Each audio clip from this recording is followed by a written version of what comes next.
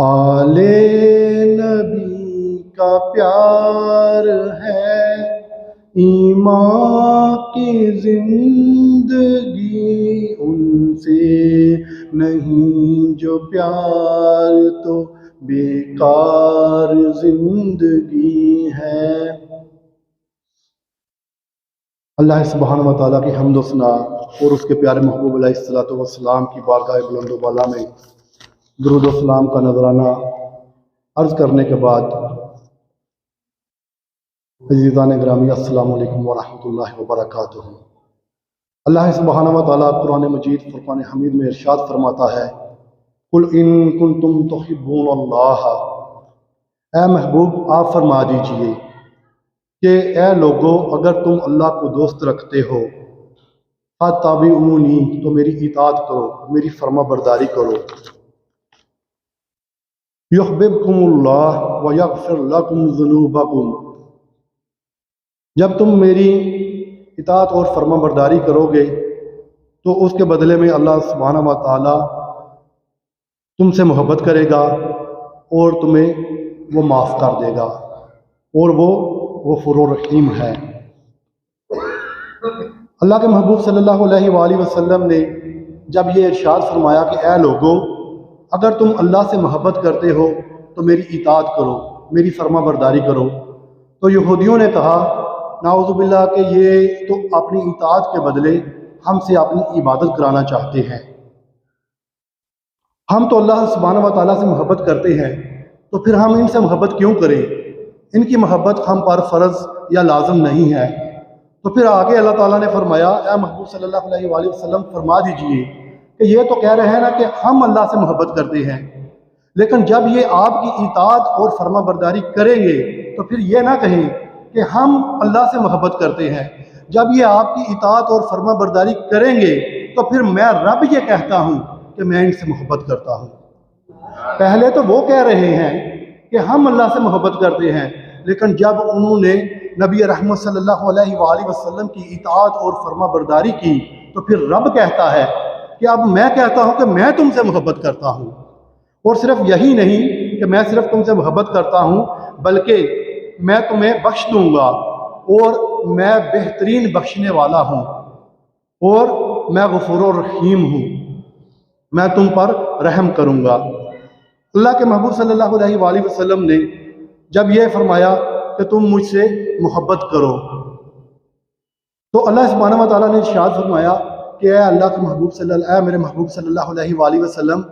ان لوگوں کو جیسے مجھ سے محبت کرنی چاہیے یہ مجھ سے ایسی محبت نہیں کرتے۔ تو عام مشاہدہ ہے کہ ہم یہ کہتے ہیں کہ اگر ہمیں کسی سے محبت ہے تو ہم کسی کی آنکھوں کو دیکھیں گے، کسی کے چہرے کو دیکھیں گے، کسی کے ہاتھوں کو دیکھیں گے، کسی کی چال ڈال کو دیکھیں گے، پھر اس کے ساتھ محبت کریں گے، لیکن اے اللہ تو ان سب سے پاک ہے تو ہم تجھ سے کیسے محبت کریں؟ تو اللہ تعالیٰ ہی ارشاد فرماتا ہے کہ میں نے تمہارے اندر ید اللہ والا محبوب بھیجا، لسان اللہ والا محبوب بھیجا،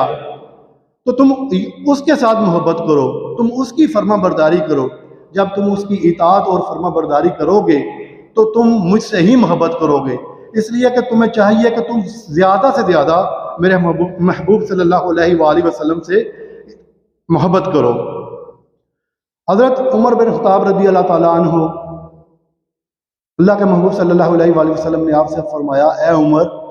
آپ مجھ سے کتنی محبت کرتے ہو، اے عمر آپ مجھ سے کتنی محبت کرتے ہو؟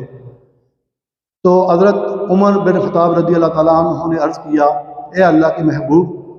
میں آپ سے اپنے والدین، اپنے بیوی بچے، اپنے بہن بھائی، اپنی مال و دولت، دنیا کے ہر رشتہ، ہر انسان سے بڑھ کر آپ سے محبت کرتا ہوں، لیکن الا نفسی اپنی جان سے بڑھ کر نہیں۔ عرض کیا کہ اپنی جان سے زیادہ نہیں، تو اللہ کے محبوب صلی اللہ علیہ وآلہ وسلم نے فرمایا تو سن لو اے عمر پھر تمہارا ایمان کامل نہیں ہوا، کیونکہ جب تک ایک انسان اپنی ہر دنیا کی ہر چیز، ہر رشتہ، مال و دولت اور اپنی جان سے بھی بڑھ کر مجھ سے محبت نہیں کرے گا اس کا ایمان کامل نہیں ہوگا، اور جب وہ اپنی جان بھی مجھ پر قربان کرے گا تو اس کے بعد اس کا ایمان کامل ہوگا۔ تو حضرت عمر بن خطاب رضی اللہ تعالیٰ عنہ نے عرض کیا یا رسول اللہ صلی اللہ علیہ وآلہ وسلم اب میں آپ سے اپنی جان سے بھی زیادہ محبت کرتا ہوں۔ تو اللہ کے محبوب صلی اللہ علیہ وآلہ وسلم نے ارشاد فرمایا ہاں اے عمر اب تمہارا ایمان کامل ہو گیا ہے، کیونکہ صحابہ کرام سمجھ رہے تھے کہ نبی کے بن نظاروں کا نظارہ ہو نہیں سکتا، نہیں ہے جو محمد کا ہمارا ہو نہیں سکتا۔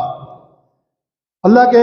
پیارے محبوب صلی اللہ علیہ وآلہ وسلم کے ایک بہت ہی پیارے صحابی حضرت حنظلہ رضی اللہ تعالیٰ عنہ، آپ کی شادی ہوئی، شادی کی رات آپ اپنی زوجہ کے ساتھ آرام فرما رہے تھے کہ اعلان ہو گیا۔ اللہ کے محبوب صلی اللہ علیہ وآلہ وسلم نے اپنے صحابہ سے فرمایا کہ اعلان کر دو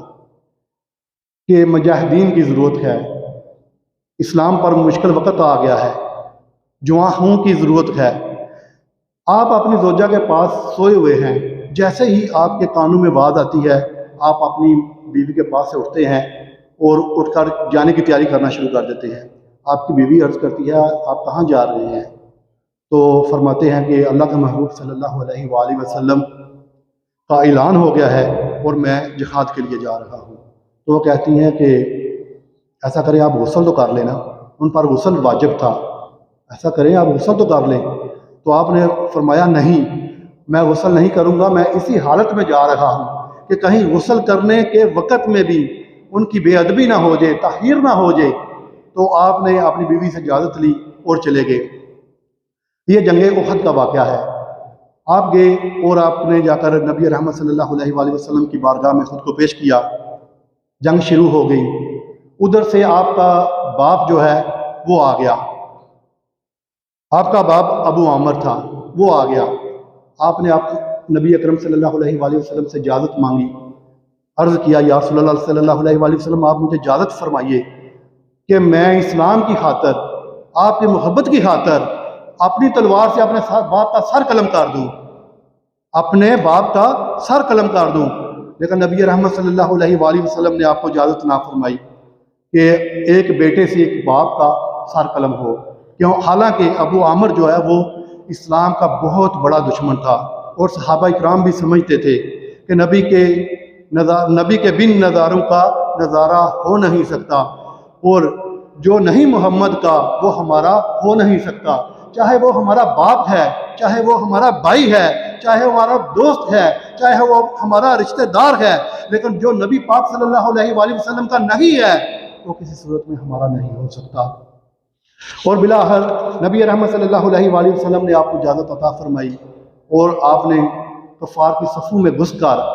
بہت سارے کفار کو ہے واصل جہنم کیا، اور ابو سفیان کو اس کی گھوڑ سواری سے نیچے اتار کر اس کے سینے پر بیٹھ گئے۔ اس نے آواز ماری اے قریش والو مجھے بچاؤ، اے قریش والو مجھے بچاؤ، یہ تو مجھے قتل کر دے گا۔ تو کرائے پیچھے سے آ کر انہوں نے آپ کو دبوچ لیا اور آپ نے جام شہادت نوش فرمایا۔ جب آپ نے جام شہادت نوش فرمایا اور جنگ جو ہے وہ اختتام پذیر ہوئی، تو اللہ کے محبوب صلی اللہ علیہ وآلہ وسلم نے اپنے صحابہ کو ارشاد فرمایا جاؤ اور جا کر صحابہ کی لاشوں کو اکٹھا کرو۔ جب سب صحابہ کی لاشوں کو اکٹھا کیا گیا تو ان میں حضرت حنظلہ رضی اللہ تعالیٰ عنہ موجود نہ تھے۔ تو عرض کیا یا رسول اللہ صلی اللہ علیہ وآلہ وسلم حضرت حنظلہ رضی اللہ تعالیٰ عنہ ان میں موجود نہیں ہے۔ آپ نے عثمان کی طرف ایسے آنکھیں اٹھائی اور آپ مسکرائے، آنکھیں اٹھائیں اور آپ مسکرائے، اور صحابہ کو فرمایا اے میرے صحابہ، میرے حنظلہ کو عثمانوں پر اللہ کے ملائکہ جو ہے وہ چاندی کے برتنوں میں پانی لا لا کر ان کو غسل دے رہے ہیں،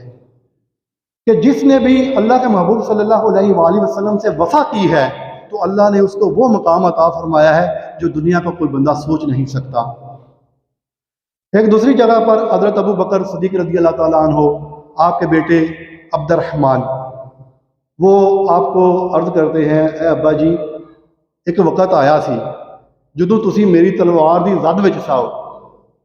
جی ایک وقت آیا سی جدوں تسی انہیں اسلام قبول نہیں سی کیتے اس وقت نا، تے کہندا ہے کہ جدوں ایک وقت آیا سی تسی میری تلوار دی زد وچ ساؤ